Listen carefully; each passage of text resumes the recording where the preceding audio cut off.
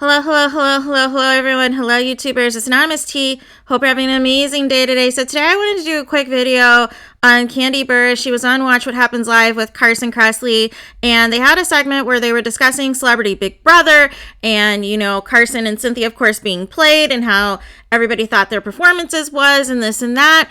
And then the question was asked about, Todrick canceling his interviews.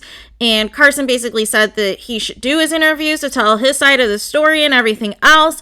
And then Kandi jumps in and says that we all need to show love to Todrick. And so here's the thing, Kandi. Did you watch the live feeds? That's all I need to actually, two questions. Did you watch the live feeds, and did you watch the episode where Todrick told Chris Kirkpatrick that his son would be ashamed of him?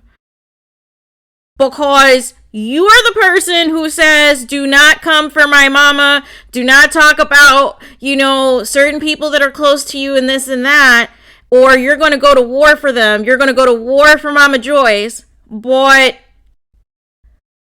where's the same energy for somebody who's coming for somebody else's family members? And did you see the comments that Todrick made about black women on the live feeds?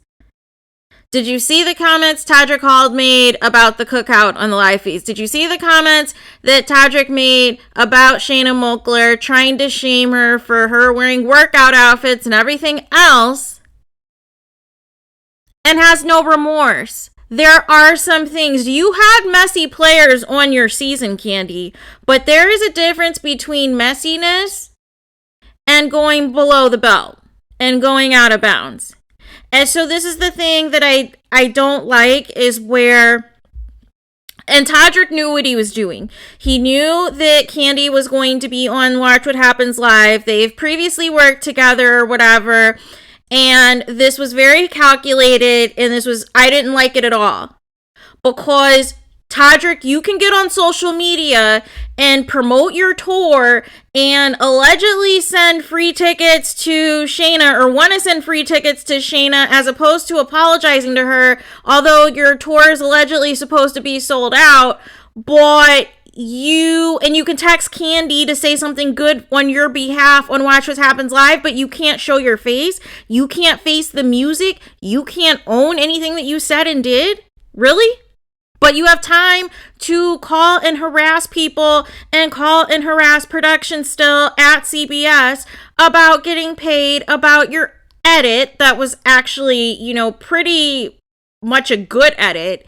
And you don't have this energy to show your face outside of your tour rehearsals. So I don't like that. And Kandi, you have a bad habit of forgiving people and liking people who are problematic. And Todrick is problematic. He has said and done things that are very problematic. And if you saw everything that he has said that the people have a problem with, you would not be saying this, oh, send love to Todrick. No, that's not going to work in the BB community. You know this, Kandi. You know this.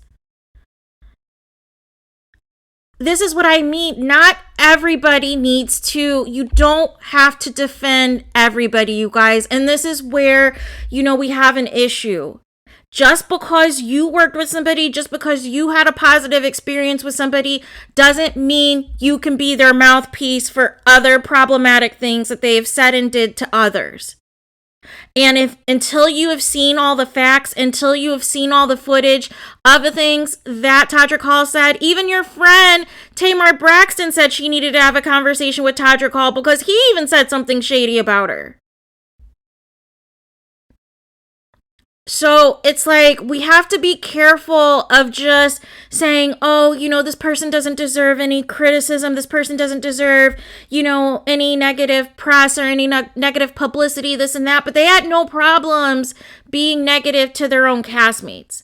But here's the thing. It was beyond gameplay. It had nothing to do with the game. These were personal attacks. These were attacks against people's families, against people's, personal livelihoods, their relatives, their lifestyles.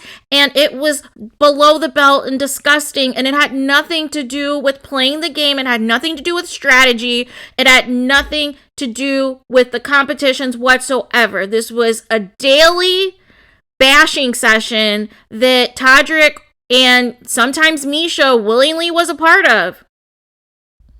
Well, I should say most of the time Misha, but sometimes she was at least quiet, but other times she had no issues adding her 2 cents as well.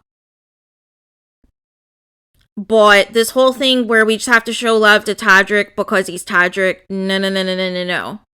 And Carson is a better one than me because he's too nice to keep it all the way real. I'm sorry. If you guys were, if he was basically screaming at you at the finale and you were trying to get some words in and say your piece and it didn't go well and you're still trying to be diplomatic and not throw him under the bus and not be shady against him, but you are doing also a lot of covering for Todrick Hall's nastiness too.